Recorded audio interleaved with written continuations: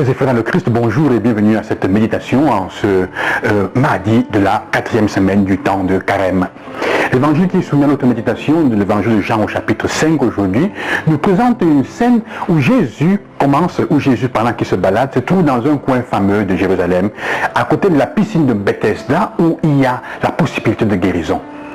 Alors au milieu de ces hommes qui sont les plus pauvres, les plus démunis et qui ont le plus besoin, Jésus choisit quelqu'un qui est encore pire que les autres. Un homme qui est là depuis 38 ans malade, il n'arrive pas à se plonger dans l'eau. Et Jésus lui demande, veux-tu être guéri? Quelle question on pourrait dire inutile. Mais Jésus a une raison bien précise. Parce que la réponse de l'homme nous fait comprendre que la question de Jésus n'est pas banale. Veux-tu être guéri? Il dit Seigneur, il ne dit pas oui ou non, il dit je suis là depuis 38 ans et quand j'ai vu tomber, et quand le moment de l'eau est en train de bouillir, comment dit de se mouvoir, on pensait que l'ange descendait pour la bouger, il n'y a personne pour me jeter dans l'eau. Il dit en fait à Jésus, ce n'est pas ma faute si je suis là, il n'y a personne. Si aux autres, c'est la faute des autres si je suis toujours sur mon brancard paralysé. La première chose que Jésus veut faire comprendre, c'est mon frère, ma soeur, ta propre guérison, la liberté de tes problèmes. Il est sur son brancard. Il y a quelques mois déjà, on a parlé de cette dimension du brancard, les problèmes qui te portent. Et si tu es encore sur tes problèmes, parfois c'est ta faute.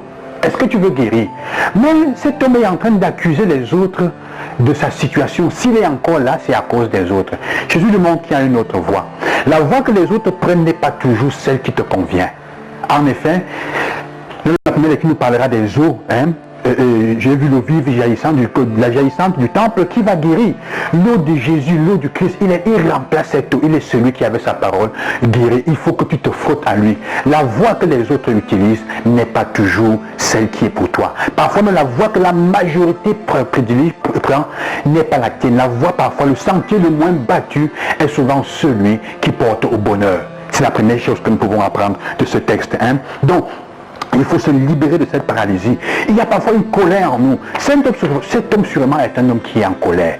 Et cette colère le paralyse. Cette colère est la chose qui le paralyse le plus que le fait qu'il n'y ait personne pour le tirer, le pousser dans l'eau. En 38 ans, il aurait très bien pu se reculer par la force de ses mains jusqu'au bord de la piscine et tomber dans la piscine. Mais il n'a jamais essayé parce que les autres faisaient d'une certaine manière et c'est la faute aux autres.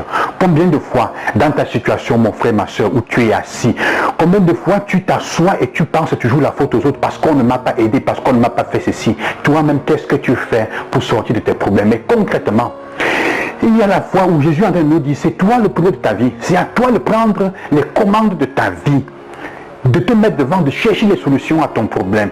Les solutions que les autres proposent ne sont pas toujours les meilleures, ou la voie que les autres prennent ne sont pas toujours les meilleures. Alors Jésus va lui dire, lève-toi et prends ton brancard. Il va se frotter.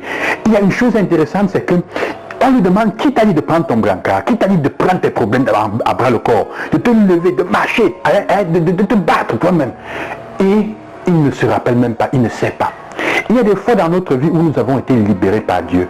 Libérés, on a prié, on a été libérés, mais on ne sait plus, on oublie que c'est lui qui nous a libérés. On commence à donner la guérison, à assumer notre guérison et d'avoir surmonté certaines situations à quelqu'un d'autre, à notre propre force. Jésus, quand il va le rencontrer, il va dire, fais attention la prochaine fois. Que ne pas tomber dans le péché, que tes péchés ne te portent pas à une situation pire, que tu ne meurs pas. Quand tu as été libéré, fais attention. La mort est pire que la paralysie. La mort est pire que la paralysie, frères et sœurs. Parfois on est mort, on est en train de marcher, mais on est déjà mort parce que notre péché, la colère qu'on porte à l'intérieur, accuser les autres de nos problèmes, de nos fautes et de notre inertie devient une situation de mort. Je termine avec l'attitude de ceux qui sont en train de pousser cet homme. Quand ils se rendent compte que c'est Jésus qui l'a libéré, qu'est-ce qu'ils font? Ils se fâchent et ils cherchent à le tuer dans leur colère, une autre colère. Ils cherchent à le tuer, à le persécuter. Frères et sœurs, ces hommes qui, au lieu de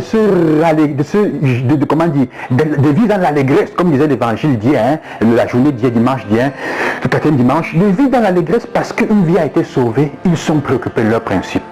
Ils sont le symbole de ceux qui sont plus préoccupés, pour qui leurs principes sont plus importants que la vie des gens. Il y a quelques semaines, je parlais d'une situation que nous avons souvent dans notre église. Le fait, par exemple, si on voit quelqu'un qui donne l'absolution à une femme enceinte, une jeune fille enceinte qui n'est pas mariée, et lui donne la communion, on va s'en prendre on va s'apprendre à cela par rapport à toutes les autres femmes qui ont avorté ou qui ont été cause d'avortement, et on va leur donner la communion tranquillement. Parce que nos principes le principe, un certain principe a été mis de côté. On va tirer le caillou sur ceux-là. On donne facilement l'absolution et la communion à ceux qui ont fait l'avortement, à ceux qui ont tué, qu'à une femme qui porte la vie. Donc ça aurait été peut-être mieux, comme je disais, qu'elle avorte plutôt que d'être le signe qu'elle a commis publiquement ce l'acte, comme on pourrait dire, la fornication, et remettre les principes de certains bien pensants en jeu. Parfois, faisons attention que nos principes ne soient pas plus importants que la vie des gens. Plutôt que de te voir libre, même si ça met en difficulté ma compréhension et mes principes et mes règles, je préfère te voir encore dans la boue, mais mes règles sont respectées. Jésus dit, faites très attention à cela. La colère qui t'empêche de prendre en vie ta main parce que tu mets la raison de tes problèmes sur le dos des autres, et fais attention que tes principes ne soient pas pour tuer les autres et ne soient pas plus importants que la vie de tes frères et de tes sœurs. Jésus dit non. Que Jésus vous accompagne, qu'il vous bénisse, et bon cheminement encore vers la Pâque. À demain.